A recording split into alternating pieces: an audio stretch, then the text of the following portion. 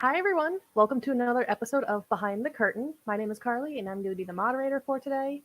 If you're watching with us live, welcome, and we encourage you to participate by sending any questions and comments you have in our live chat room. If you're viewing after hours, we still encourage you to participate by putting any comments on our YouTube channel, or you can email us at info@majestictheater.com. And lastly, if programming like this is something that you value, then we encourage you to go over to majestictheater.com and send us a donation. And without further ado, I would love to introduce Rand and Danny. Hey, good evening, everyone. How you doing, everyone? Hey, Danny. Hey, good to see you, Rand. Thank you so much You for as well. this. Hey, for you folks, just want to let you know that the Children's Theater production of Sleeping Beauty is still streaming, and any of the previous Children's Theater productions that we streamed, you can get to those. We've archived them. You can get to those through our website, I think, Carly, and our YouTube channel, as well as past episodes of Behind the Curtain at the Majestic. So just wanted to pass that little tidbit along to everybody. And we'll get started. This is my buddy Rand Foerster. He's been directing plays for us since our second season, right? That's right. Yeah, well, we'll get to that. How you and I met. That's because that's a nice story. Oh yeah. But all right, Rand, how did you get started in this theater life that we enjoy? How did I get started? Well, I tell you, the high school that I went to didn't have a theater program. I mean, they had a stage and a cafeteria, but we didn't have a theater program. They ended up doing one show at my senior year, which I was in. So I was kind of a journalism major. That's what I went to Central Michigan. I was planning on being a writer and journalistic writer. And I got involved in the theater there. I tried out for a show, got involved, and all of a sudden I became part of that community, welcomed into that community, had a great time. I just sort of got swept up into the whole thing at Central Michigan, met some great people. Terry Quinn was somebody that was there at that time. Actually, I don't mention, I saw a production in my first year while I was doing some other things and playing Mosca and Ball Pony. I saw the Fantasticks. And I got to say, the Fantastic just blew me away. I saw that production and it was like, wow, this is a different type of theater and a direct address and all this. And I was just like, I was totally overwhelmed by it. The beauty of it, the poetics of it, the just, it was so perfect. It was so engaging. So that got me going there. Yeah, I remember in high school, I had a thing in high school. I got to share this one with you. In high school, I'm sort of interested in this theater thing, and I went to a local theater production. It was a community theater, but pretty professional, Pit and Balcony in Saginaw, Michigan, and they were doing a production of South Pacific.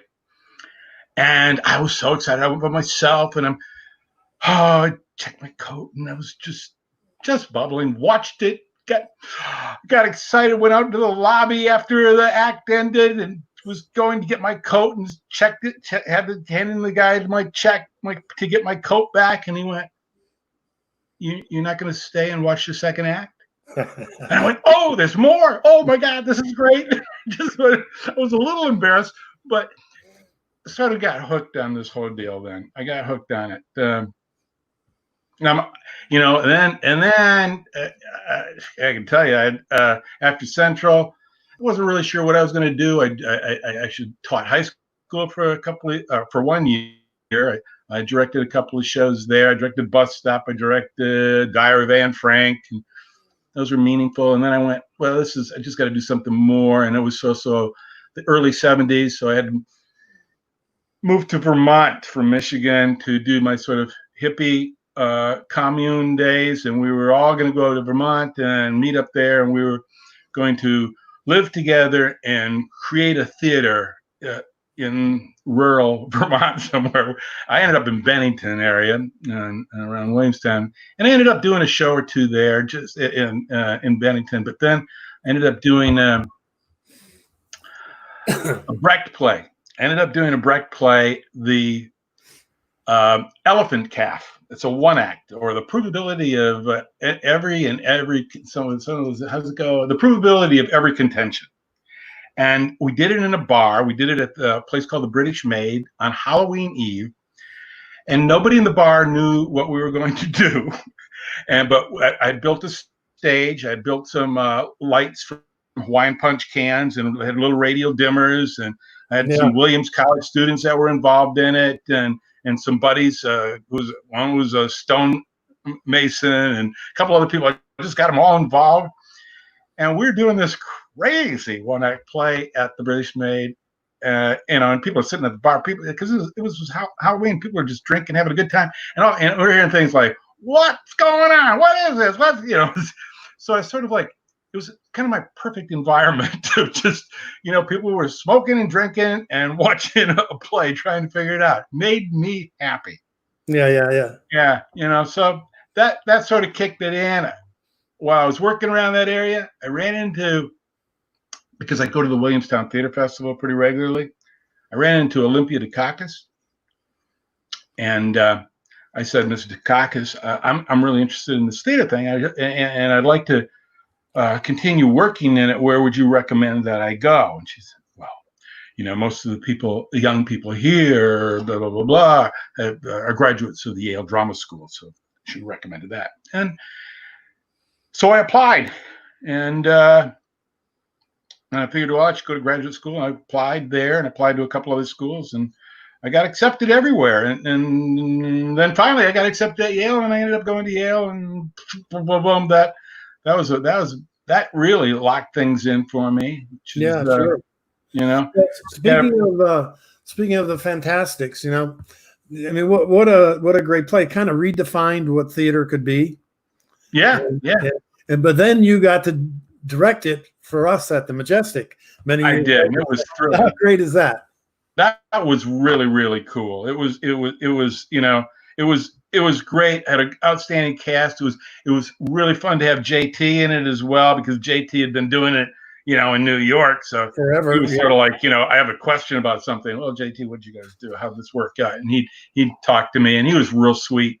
But it was a terrific cast. It was just, I was made my day to be able to do that again, and have a successful production at the Majestic as well. That's for sure. So Yale School of Drama, then what? New York? Yale School of Drama. Then it was just, I got to go to New York. So I went to New York. Did my temp time thing, worked a little bit at Playbill, spent, did my temp time at the 104th floor of the World Trade Center. Cool. Then I got a job with the acting company, and that was pretty cool. I started working for the acting company as staff repertory director, which basically meant that I was the assistant to directors that in their production. So I assisted Alan Schneider as he directed Waiting for Godot, and any of you Godot people know that Alan Schneider was Beckett's American director. So it was pretty cool to have that association. I assisted Garland Wright, who was the artistic director at the Guthrie at that time, and I assisted? Oh, Michael Langham. I assisted on a 12th Night production. So I assisted these really established directors. It was great. And then I traveled on the road all over the country. I think it was, I think I was in over 40 states anyways. We're a bus and truck company. So going into these theaters, making sure that the shows would fit in, running brush up rehearsals, keeping the understudies prepared and that sort of thing, answering questions. So it was a real it was a good training ground to be out there and doing it. Then I'm back into the city after about a year and a half, 2 years of being on the road. And that brings us to the West Bank, right? I got connected with the West Bank Cafe, which was right on 42nd Street. I'd been asked to sort of guide a comedy evening, sort of manage a comedy evening for a company called Punchline, and then when that ran out, Steve Olson was the owner of the West Bank. I approached him and I said, "Look, I could do this. We could run a theater down here 5-6 days a week, and I've got tons of people that'll come in." I was just talking as fast as I could, but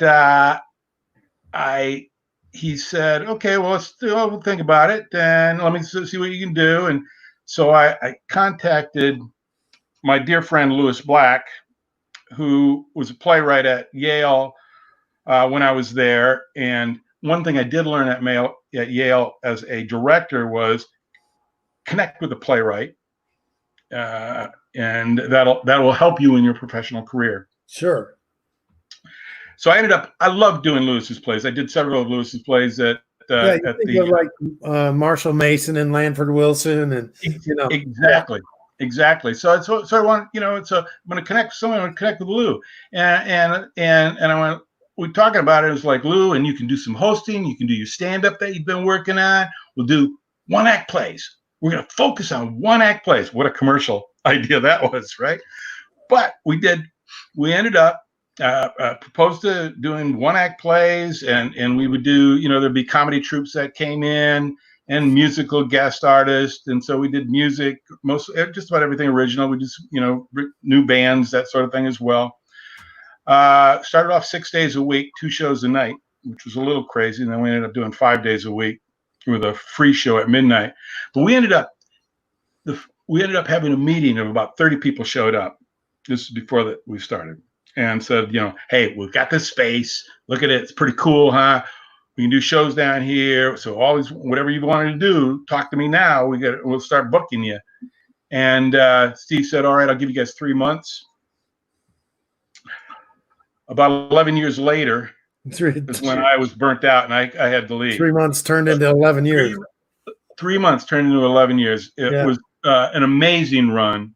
We ended up going to 5 nights a week, 2 shows a night, and then we do a free show on Saturday night at midnight, which would be comedy and music, hosted again by Lewis Black and my other partner, Rusty McGee, who's an extraordinary composer and comedian as well, writer, pianist.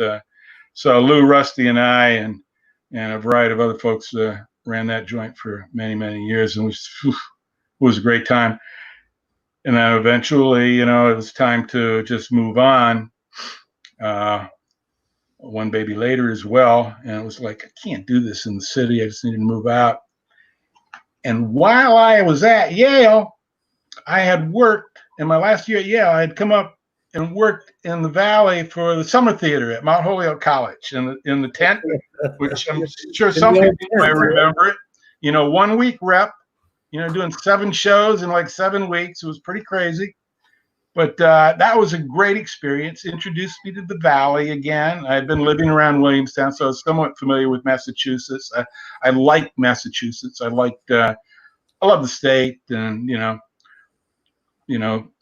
Arlo Guthrie and all the politics. It all made sense for us to move to Massachusetts, and ended up getting a job at HCC through Roy Faudrey. Again, his connections through folks that had worked at the West Bank that introduced me to Roy and his work that he had been doing downtown in Manhattan at that point. And I did a production of Bale. So was that your first thing at HCC? Yeah. That was Roy hired me in to basically direct a production. He said, "What would you like to do?" I said, "Well, I really, Breck's been my guy, so I'd like to do a production of Bale." And I ended up doing a production of Bale in their basement. It became this sort of an ensemble piece where everybody got a shot at Bale at one point or another. And that was, for you folks who are listening in or watching, that was our connection. That's when Rand and I first met. That's right. Because my son Keller was a freshman at HCC at the time, and he was taking, I don't know if that was a course you were teaching, if that came out of a course or how that happened, but I think it was a workshop course of sorts. Yeah. And he kept telling me about, and I think the Majestic had just been open like a year. 1 year, yep. So he's telling Rand all about the Majestic, and he's telling me about this kind of cool director who never wears any shoes. He's always in bare feet in rehearsal. Oh, yeah, well, kept me grounded. So that's how we met. Go ahead. Yeah. But that Barefoot thing, I think that started with working in Wellfleet, and the Wellfleet Harbor Actors Theater was right there on the shore. So I was always in Barefoot. So it became like, and I started feeling really comfortable being in a rehearsal room in my bare feet. I could just sort of, I don't know, just kept me, connected. But that's funny. I had forgotten all about that. Well, it was interesting too, because I'm a guy who never takes his shoes off. So forget it. So Keller was like, "Dad, you wouldn't believe this, right?" Yeah. That's crazy. Yeah. Anyways, but that was an exciting production. That was really good, and it was great to then meet you. So it was the initial days. The Valley, and then you and I connected, and the next year I brought you in to direct Jeff Daniels' play. Yeah, Escanaba in the Moonlight. Escanaba in the Moonlight, which was just perfect for me because it was about those Michigan Yoopers, deer hunting, and I sort of grew up in that world. My dad would go up deer hunting and never really go deer hunting, but would love to go up and hang out with the guys and play cards and cook. And, it was a good time for him, I know. And so it hit my heart. Jeff Daniels was also somebody who had graduated from Central Michigan, so he had a little bit of a reputation there. I knew of him. I'd also knew of him through, we'll talk about this hopefully in a bit, Johnny Got His Gun, because he had done it at Circle Rep, and I did it later at the Downstairs Theater Bar at the West Bank with Tony Todd. But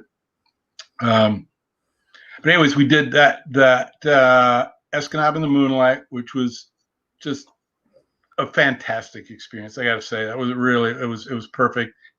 And then the same year, a chance to do an O'Neill play, to do a one act, to do Huey, which was just thrilling for me as well. And those were the early days. Those were when you entered the theater through the alleyway. Yeah, that's right. And there was a little desk there, and Katia would sit behind the desk and greet us. Yeah, those were the days. Yeah. Coming in through the alley. Yep. That's right. We had to create that whole entrance, and our good friend Dave Healy, who was in Escanaba in the Moonlight, and who could be a really interesting actor sometimes. Oh yeah, I loved working with Dave. Construction guy. Yep. He helped with this whole alley renovation, so it was great. Yeah, he was a mason, right? He was a bricklayer. That was one of his specialties. Yeah, he's a mason tender, which is not bricklayers is like a bricklayer is like the upper echelon of the trade.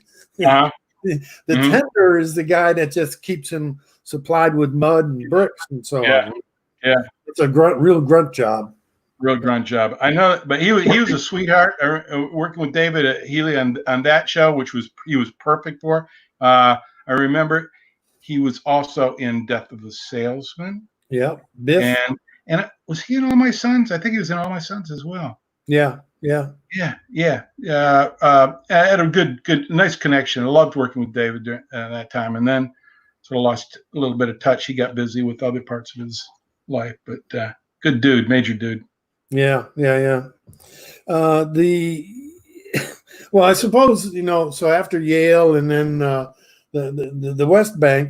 This is like maybe a little bit of a dumb question, but you must have realized that directing was really your passion.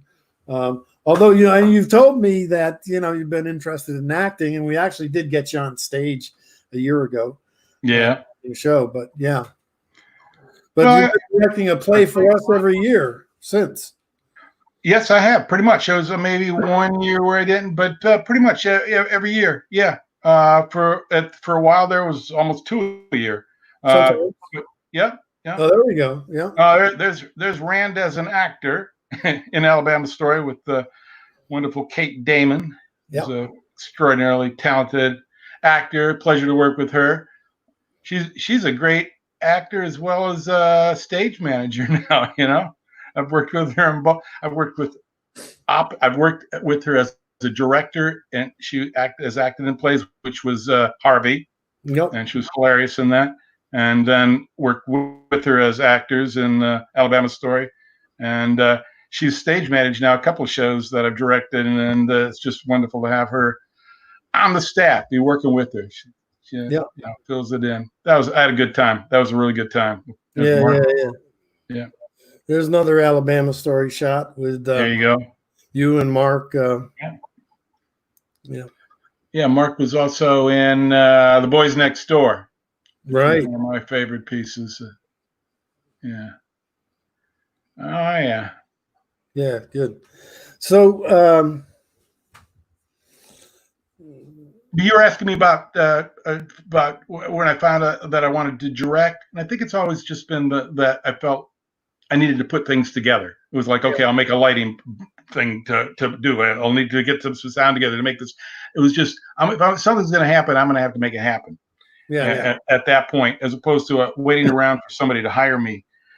At that point, a lot of the early shows at the Majestic, you were the director / designer, because we didn't have a resident designer as we do now, and I was like the principal builder. You were indeed, yeah. So I think about Eskin Out in the Moonlight. I have that a little drawing somewhere, but for every set, all my sons draw something, pencil drawing. It would be a front elevation. There would be no floor plan. There would be nothing like that. It would be just sort of a front elevation all the way through. I'm trying to think. The last one might have been Mice and Men. That was the last one that I designed, and you built for me, basically. Yeah, or the on Golden Pond. Oh, I designed that one as well. Yep. Golden Pond, but I think that But anyways, for the first few years, it was like act as a designer. Well, that's my training, but I studied design, Minnesota and all that. Yeah. Well, we also had I have to give credit to the incredible Bev Brown. Who has such an amazing eye for color and texture and shape and unbelievable. Oh yeah, Bev actually designed. I think she was the first time that I didn't design a show. Gin Game. Bev designed Gin Game. Yep. And we worked that out. It was terrific. It was nice to not be designing it. And but Bev's been, you have a great in-house designer now, Greg Tropiel. No, I mean, I love working with Greg. I absolutely adore his work, and he knows that theater so well. But I know that Bev's always tends to be involved in executing, getting those final touches on, whether it's the wallpaper, the paint, or getting things to look just right.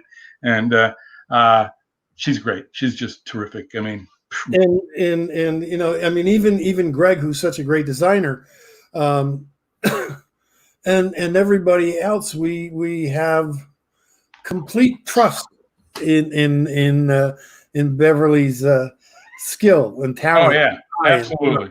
There's never a question. No. Anything that she does. She's got a great eye. She's very skilled. Yeah. I'm working with Bev.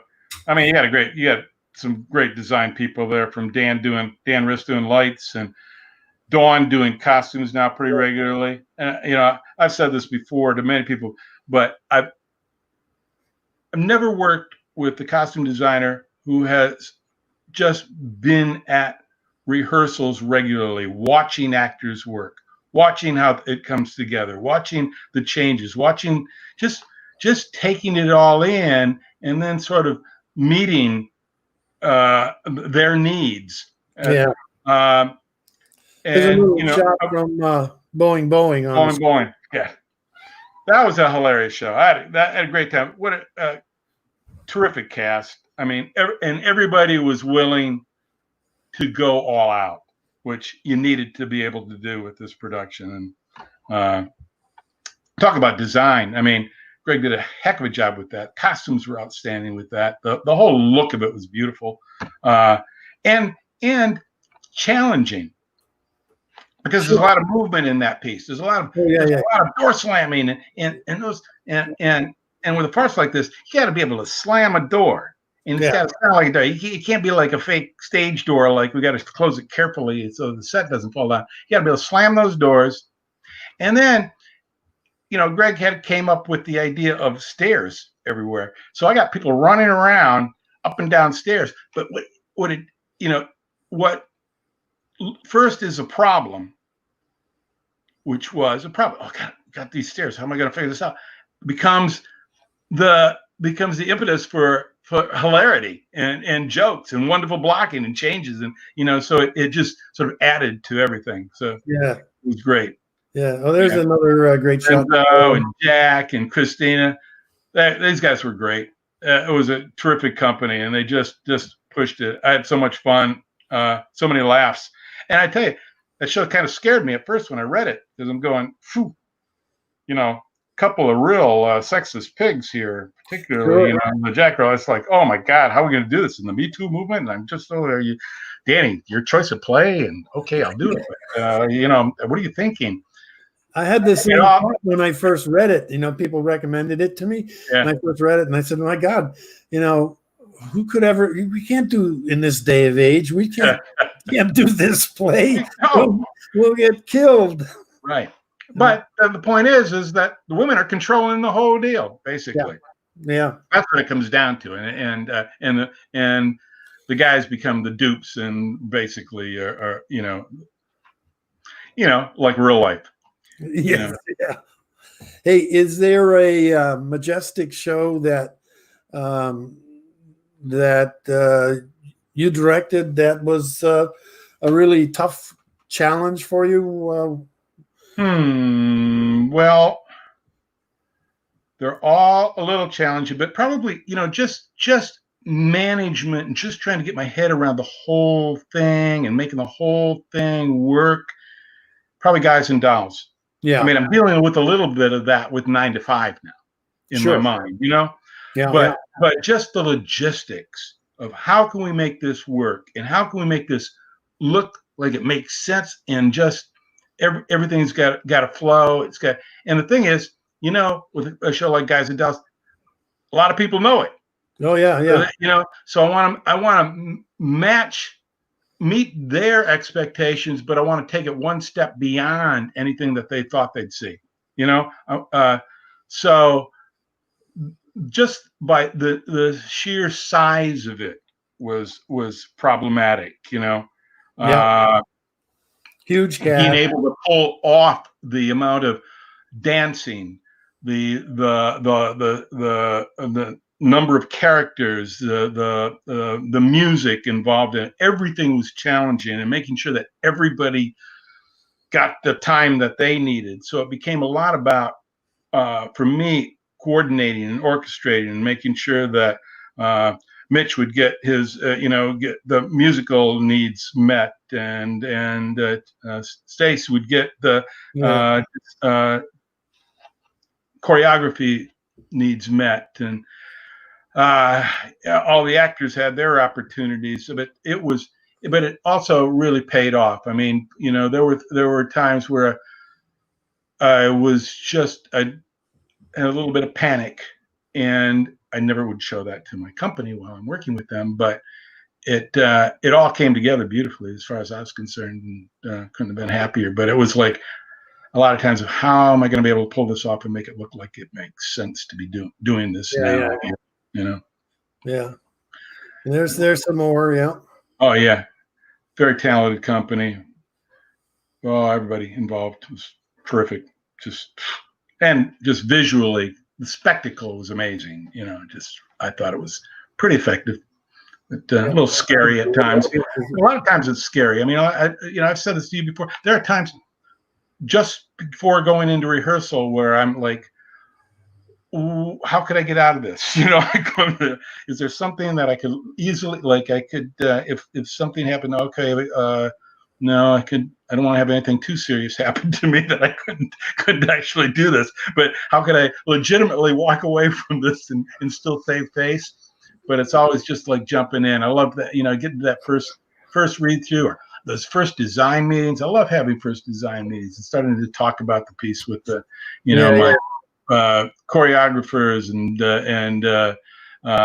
costume designers, stage designers, and just start it making sense in my mind, started visualizing it and seeing it.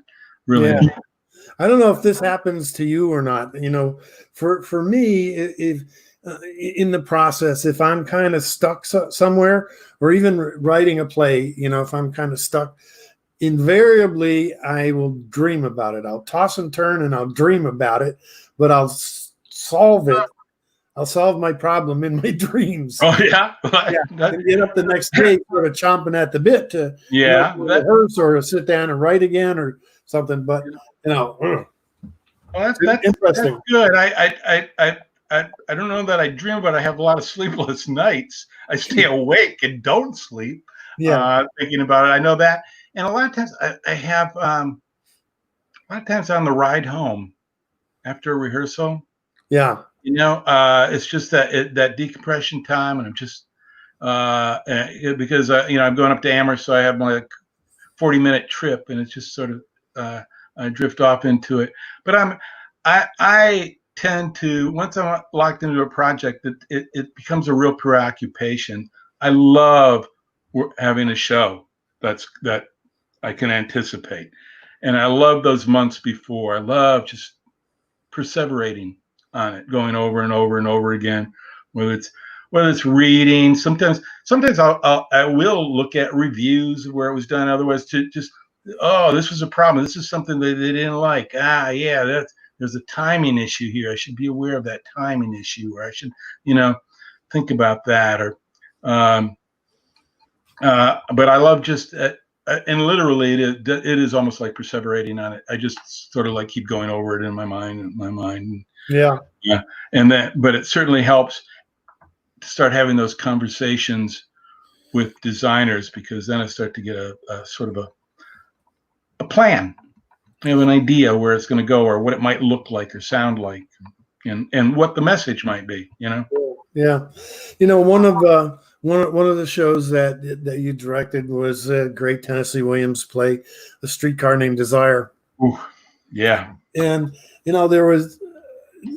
was a wonderful production, and a wonderful set. All of that, everything worked. But interesting feedback. I don't know if you got any of it directly, but generally, end of the evening, I'm at the top of the ramp when the audience is leaving, and I'm collecting wine glasses and stuff, and chatting with people a little bit. And so many people talking about Streetcar, came up to me and said, we're really glad that you did this show, because I was completely unfamiliar with it. He said, of course I knew, Brando and the movie, and Stella crying out, and the last line of the play, I've always depended upon the kindness of strangers, but that was it. That was their, the extent of their familiarity with Streetcar. And so they were really, really happy to have had a chance to see a full production. So that was really gratifying. Gratifying for me too. It's such a powerful theater piece. I mean, written for the theater. I mean, from plot to spectacle to emotions to these great characters, and there's a diversity in the cast. There had just it was real to me. There's a streetcar. Streetcar picture. Outstanding company. I loved working with that company. I loved working with the material. It was, I just appreciated the experience myself. Just, as a director, just having the chance to be able to get really, really involved with a great play like that, great characters, great lines, great language, and feel like you're bringing it off. I thought I had a cast that just matched up well and was ready to just bite it off. It was thrilling. I was genuinely thrilled to be working on that production. What are your thoughts about, we're talking about Tennessee Williams, what are your thoughts about the Glass Menagerie? I mean, many people have recommended that show to me, and I know that probably of all of Tennessee Williams' body of work, Menagerie probably gets done more than any other, if only because it's 4 actors. Yeah. Yeah. I mean, I love Glass Menagerie. I love the poetics of it. I love the reflection of it. I love the idea, of the poignancy of I'm spacing on her name. Not Amanda. What's her name? Yeah. Well, no. The Laura, mom. no. Yeah. The mom. I mean, the whole honesty of it and the truth of it is just really, really powerful. Again, the thing about Tennessee Williams is his poetics. I mean, he just being able to take these real relationships and just pull the beauty and the poetics out of it, so that it's rich. I think it'd be a great play to do. I do. I just think. Well, we're gonna pick up in January with. We're gonna pick up right where we left off in mid-March with the final 3 weeks of the pitch. But I've got to plan our 25th season, and I was thinking about Menagerie.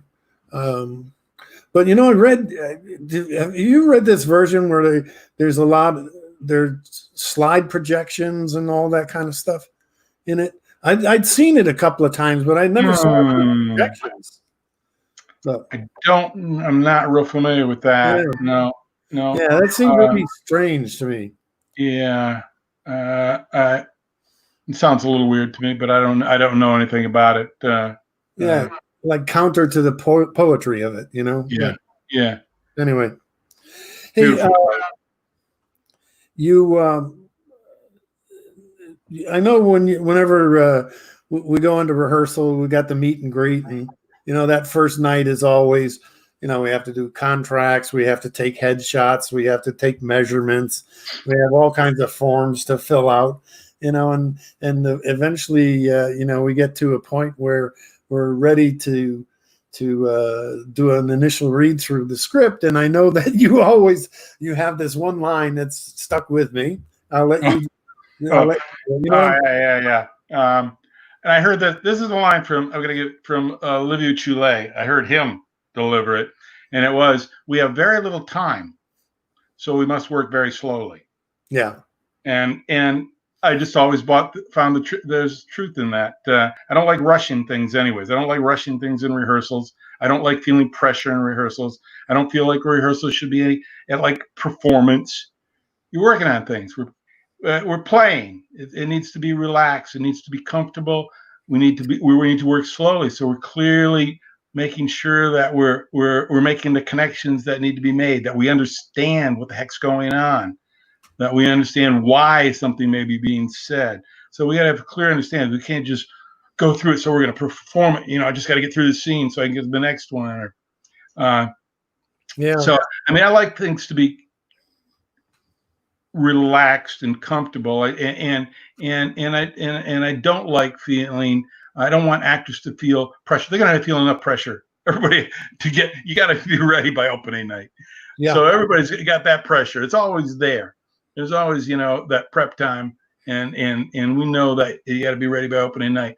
One of the things that I learned I think I give Bruce Steen and Yale Drama School at that point credit for. Hey, it doesn't matter if you got 3 days to rehearsal. You do the best. You make that show work the best it can for 3 days rehearsal. Whatever you've got, that's the constraints, and you work within it, and you make something happen. You can't go, oh, I've only got 3 weeks, so screw it. I'm not gonna I can only do so much, or I've only got this much, or those are the constraints. You work on it. When I was running the West Bank Cafe, the downstairs theater bar, if you needed longer than a week to prep a show, we weren't the right place for you. Yeah. It's just that sort of thing. Yeah. For that first rehearsal, we do design presentations as well. But oftentimes, it's you meeting some of the actors for the very first time. For the first time, yeah. Many of the actors meeting each other for the very first Right. time, and then seeing who's got cast as who's playing who, and it's a really interesting night. It's an interesting. Yeah, no, it is. I mean, I usually try to give some sort of keynote or my general thought about the piece or what I'm hoping for, that sort of thing. I try to make some sort of general statement to get everybody going. And then I'm basically listening. I just want to read it and listen. I'm just listening. I'm trying to, I'm listening to actors that maybe I didn't know, or even actors that I do know, and where they're starting to go with it already, just in their readings of it. To just sort of get a sense of already, some things that, okay, I know I may need to talk to this actor about age or tempo at some point. I'm not going to talk about it then. I have to find the right time and place for all this stuff like this. But I start to, it's more or less I'm just listening and making mental notes at that first read through. But it is always kind of, I love the first read through, just getting together. Here we are, the entire team. And that's the only time we're all going to be together until tech rehearsals. Pretty much, right? 10 out of 12, and then we're going to start seeing everybody again. What quality? What do you look for in an actor? Talent? No, but I look for them meeting sort of the demands of the character in a certain sense. Okay, whether it's age or whatever, just general physical things that might be necessary to meet. But then, I mean, I want to work with people that I feel comfortable with, that I know will take direction, that are going to be good community members. In other words, that they'll be able to they're going to be comfortable working with all the other folks. It's not going to be about them. So I'm looking to avoid head cases. Yeah. I want to work with folks that unselfish, that are unselfish, that are positive, that are enthusiastic, that are happy to be there, that are ready to come with something, that are bringing something to it. Yeah. So that sort of thing. Yeah. Typically, our meet and greet, our first rehearsals are at the theater, out in the cafe. Right. It's kind of more accommodating. But then we move over to Baldwin Street, our other facility we have, which is where the rehearsal hall actually is, and where our shop is, and our costume shop, and all our scenery storage and all that kind of stuff. Amazing facility. I got to tell you, I remember rehearsing upstairs in the bank building there, and this little. I remember doing. Was it of Mice and Men? We rehearsed up there upstairs in the barn. I think Huey, you probably did up there. Huey, yeah. Was it Lady Day? Emerson's Bar and Grill, Lady Day. Yeah. So that moving there was a major leap, and then we also rehearsed at the church. Was the it old the church? Masonic, the Masonic Church Temple, where they also have a sound studio there? That was pretty good. That was a larger space, anyways. But the facility that you have now in Baldwin is great. To have the shop there and costume storage and all that. I tell you, unbelievable to have like a set essentially constructed in a rehearsal room, so that you're working with actual scenery. And this doesn't happen in a lot of theaters. A lot of times you're not dealing with the set until you're moving in for tech rehearsals, that sort of thing. Right. And so to be able to, for oftentimes like half of the rehearsal period, and I've had some rehearsal periods where I almost started with a set, at least the basic construction of the walls and the doors and elements of furniture. And that makes such a difference as far as just being able to get things. Much more easier transition. Oh, man. Going from there into the theater. Yeah, the whole that edition of Baldwin, when you guys did that, that was fantastic. That made a big shift in being able to just move smoothly into the theater. Let's see, what do we got here? So, hey, talk about some of the actors that you've worked with. I mean, there's been a bunch of them, but yeah, 24. You got 24 shows. You know, I'm going to leave out somebody, and I'm going to feel really bad about it afterwards. You know, sorry, that's all right. You know, I got to mention, but there's a few people that stand out. I mean, I'm going to mention Ken Tiger. You know, because I had worked with Ken, I did the price with him for the Summer Theater, and then got him to come over and do the first equity production, which was the Gin Game with he and Marjorie Shaw. Which was thrilling to have him there. And then had Ken again with Death of the Salesman. Marjorie was in that as well. And then he did Long Day's Journey into Night. So, you know, working with Ken on these masterpieces of American theater basically was quite an experience. There have been many others that I've thoroughly enjoyed. I loved working, you know, I mean, you know, and he comes to mind because we've lost him way too early, is Van Ferrier, who, you know, when he did his work in The Boys Next Door was just broke my heart at times. He was so wonderful in that, and he was hilarious. And a funny thing happened on the way to the Forum, and he also did Of Mice and Men, Lenny, and Lenny in that, and it was just, I mean, so those were choice roles, but you know, terrific actor. You know, but so many people that you know, I mean, Kate, who I've worked with in a variety of ways. I mean, it was great to have my old buddy from the West Bank days, Anson Matthews, who came up and did Painting Churches. Painting Churches. Did Lewis play, right? One Slight Hitch, when we did One Slight Hitch. So that it was terrific to work with him again, but I had worked with him for years in New York, so it was fun to do that. I got to tell you, and Lewis came up for that as well. So Lewis did come up for that. Came up for opening night. Yeah, you know, he was part of the raffle for opening night. We had a Meet Lewis Black raffle. That's right. Yeah. So you had a lot of people for that opening night that were there because they had won raffle tickets or whatever, which helped with the marquee up, right? Yep. Yeah. That part of that deal. It was a fundraiser for the marquee. Yeah. That's right.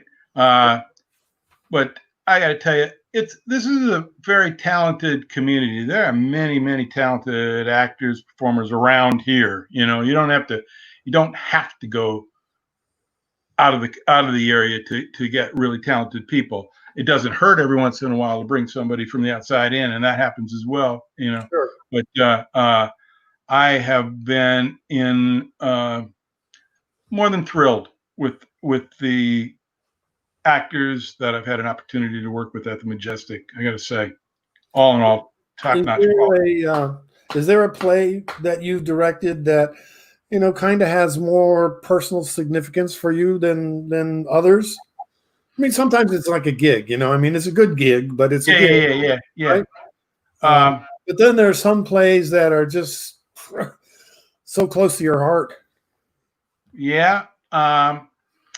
Well, I just mentioned Painting Churches, which was really close to my heart because it was as I was doing that as my mom was failing, and and I'd actually, you know, we were just, it was in the last months of her life basically, and so that was really pretty close to me. So that had a real personal hit. As I said earlier, you know, Escanaba and the Moonlight just tickled me because I knew it was part of me. Having a chance to do, you know, and this is going back though, Death of the Salesman, and I tell you, there's something about that story that just resonates with me and life in America or whatever, or whether it's watching my dad or me being a dad, and just that whole experience just was really, really powerful. I had obviously a very recent experience that was very, very powerful for me there, when I was able to bring Tosh, my son, in with Johnny Got His Gun. Yeah, we should talk. Talk about personal significance. That was like, that just was more than thrilling to be able to do that. And that's because I had worked on that show. I'd done it a couple of times before. I did it in New York. I did it on the Cape. It's Tosh and Johnny Got His Gun. Yeah. I did a beautiful job on it. But just the whole idea of, wow, here I am. I'm working with one of my boys. And Rand, we should explain for the audience a little bit about Johnny Got His Gun. It was a Dalton Trumbull novel. Based on a Dalton Trumbull novel. It was adapted by Bradley Rand Smith, turned into a stage play. It was originally done at Circle Rep with Jeff Daniels. Boy, we're going full circle. Jeff Daniels originally performed it there. Did he do it as a solo piece like Tosh did? Yeah. It's always recently I heard that there was some sort of ensemble piece that was done in LA with it. But it was more of a workshop. I don't know that anything really happened with it. But I mean, essentially you're dealing with a character who comes to the realization that in the course of battle, World War I, he'd lost both of his arms, both of his legs, his face, his ability to smell, to taste, to hear. And basically what we're witnessing is this kid realizing this and coming to terms with it. And so it's a series of him coming to terms with it, as well as flashbacks in his life as he's remembering or trying to connect with his mom, with his dad, with his girlfriend, with his friends, with the war that's going on at that time, the heroics of it. Powerful, powerful play. And I couldn't have been more thrilled to be working with one of my own on that. And we spent about almost a year just working at it at the house and sort of casually. You know, and, the kind of universal truth to that too is that, you know, it's still true. It's like 17 and 18-year-old kids. That's right. That's right. Who are getting sent off. That's right. During Vietnam. Yeah. Yeah. Absolutely. Absolutely. And it's the, you know, I'm going off. I'm feeling great. The band's playing. You know, people are saluting. I got my uniform on. Everything's great. I'm gonna go kick ass. And I'm fighting this. Why? And then what am I doing? Why am I fighting this? What's the, anyways, it's a beautiful anti-war piece. The novel is extraordinary. Bradley Rand Smith did a beautiful job of adapting it. He was a playwright that did a lot of work at the West Bank. We did a musical or two that he wrote, and he's just a talented writer. But that, you know, the chance to do it with Tosh at that particular time was just thrilling for me. And you know,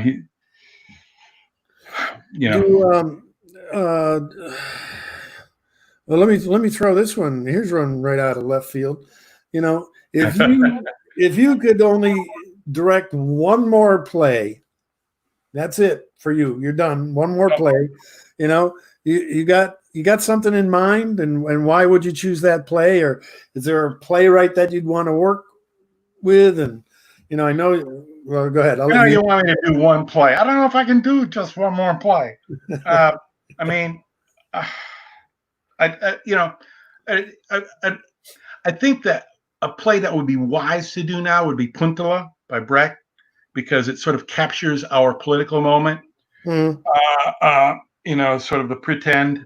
Anyways, I think that's a whole other thing. I don't know that I'd really want to do it. I'm always fascinated with the ability of wanting to do more Brecht, but that's because he was my inspiration many, many years ago. I've always wanted to do Curse of the Starving Class. I've always wanted to do Buried Child is you know, so it's sort of a Sam Shepard thing, you know, Curse of the Starving Class, Buried Child, Fool for Love. Those are my three there, and then a Chekhov. If I could just, and so I'm taking the whole repertoire. You gave me one. but I'm taking like 6. And Yeah. then, maybe Uncle Vanya, my the 3 sisters. And then I feel like I could go on. And those are plays that still sort of like fester that I just, and playwrights. And it's in Shepherd, because Shepherd sort of like was, when I was just out of high school, this is like 1969, 70, reading his plays and about Cappuccino and that whole thing. It was sort of my inspiration. And it sort of made, when I did the West Bank in New York, it was sort of that sort of attitude of, we can drink here, we can smoke here, everybody's like hanging out, drinking, and we'll talk about it afterwards or whatever. And, it's just, it was that sort of, there was nothing really like pristine about it or elite. It didn't feel that way. Anyways, a little more rock and roll at that point. Yeah, sorry. I know we don't retire. We can't retire, right? It's impossible. No. I can't just do one more. I said after I finished writing Betty and the Patch, and we did a reading of it, and I got it scheduled for next season, right? And I'm saying to myself, well, that's probably the last play I'm going to write. Well, right. No kidding. Last night I finished a draft, the first act of a new play that I'm working on. It's like, excellent. Forget it. You can't, right? No. Yeah. I tell you, right now, I really don't have a project that I'm working on, and it's driving me a little crazy. That, I don't know what the next thing is. I mean, I know 9 to 5, but that's a half a year away. If and when, that's all unpredictability. Because I sort of like, if that's sort of what keeps me going, makes me feel alive, to know that I've got this problem to solve, this thing that I need to figure out, and I love that, figuring it out. How can we make this work? How can I make this work? How can I make it entertaining and also say something? Right. Well, the next one for you is 9 to 5. Well, I've been doing my homework. Yeah, I remember the last meeting I had was with Steve Sands talking about choreography. And we were breaking it down, and Steve's going, I got to tell you, I just found out that I'm going to be working from home with my other job starting tomorrow. And that was the last meeting I had from 9 to 5. It was like, okay, show's over. We're everybody back on the bus. We're taking a break. Hey, Carly, how are we doing backstage there? I'm awake, I promise. No. Come on, Carly. We don't have any audience questions for tonight, but one question, me as a stage manager, as a technician, I always want to ask is, do you have any good stage bloopers that you want to share with us? Oh, bloopers. Those are always fun. I'm trying to think of, at the Majestic, nothing that really stands out in my mind. I do, I have a couple personal ones that have happened to me. I mean, when I was at Central Michigan, we were doing an Arthur Kopit play called Indians. It has about 13 or 14 scenes in it. We're about the second or third scene, and all of a sudden we're in the second or third scene, and all of a sudden we're doing scene 11 or 12, and realized that when everybody got off stage and went, oh, what did we do? What happened? So we just ended up doing that scene again when we got to scene 11 or 12, and maybe the audience thought it was some sort of reverberation of a theme or something. I don't know, how that goes. And then Gilbert and I, when we were doing this was for Sunset Limited for New Century, and that was a great experience, and we had some really beautiful nights, and really went well. 2-man show though. We're in the middle of the second act, and we're not even in the middle of the second act. We're about the first quarter of the second act, but this is what happens also in 1-week rehearsals, that sort of thing. We're about a quarter of the way through into the second act, and all of a sudden a line gets thrown, and I'm not sure who did it, how that all happened, but all of a sudden we're saying we jumped to the last 2-3 minutes of the play, and we're looking at each other like, how the heck did we get here now? but the lights are going to go down and we got to take a bow. And so we cut probably a 50-minute second act down to about a solid 15 minutes, which had to throw the audience off. I mean, it's like, wow, this is an act, and nobody ever said anything more about it. It was kind of painful. Until I've had shows. I remember an Alabama story having an evening where just lines weren't right. They just, all of a sudden, it was just like, what the heck's going on? And it was really trying. It was all I wanted to do was get out of the theater that night. It was just like I just wanted to get my makeup off. I just wanted to get, Sheila, the director came down, and I'm apologizing. She's, I didn't even notice. Yeah, you didn't notice. I got to the car, and then I'm thinking, this is exactly what I tell Miles, who's an athlete, or talk to him about. You have a bad game or something like that. You got to let that stuff go. You got to let it go and just go forward. And maybe you review the play. Maybe you look at the book again the next day just to get yourself comfortable again. But you can't be in that like, oh God, what am I forget. I had a bad night. I'm gonna have another bad night.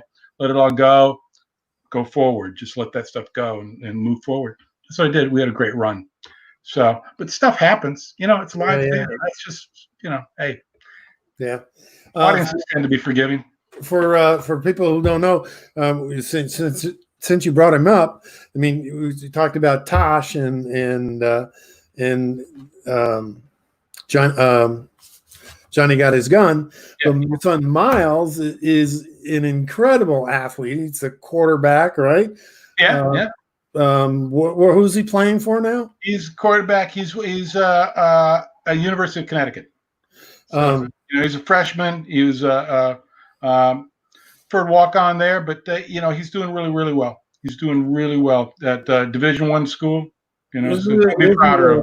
Yeah. Of course, he's home now because of the pandemic, and I think he's had enough of mom and dad time. Yeah. He's ready to get back to school. Sure. Yeah. And my oldest son Zeke is a writer. He lives in New York, but he's his passion is writing, not necessarily plays, but he's a writer. Yeah. Great. All right. I guess that's a wrap for us. Thank you, Rand. Hope you had a good time. Thanks for asking me. Hey, if those of you who are watching, send a donation to the Majestic. Because if you send a donation to the Majestic, I promise you I'll direct 9 to 5 then. I'll come back. Hey, I look forward to working at the Majestic anytime. I love that theater. I love being on the stage. I love being in the house. It's a great place, and it's a great opportunity that you offer the theater artists in the area. I appreciate it, Danny, very, very much. Yeah, you're more than welcome. We appreciate you.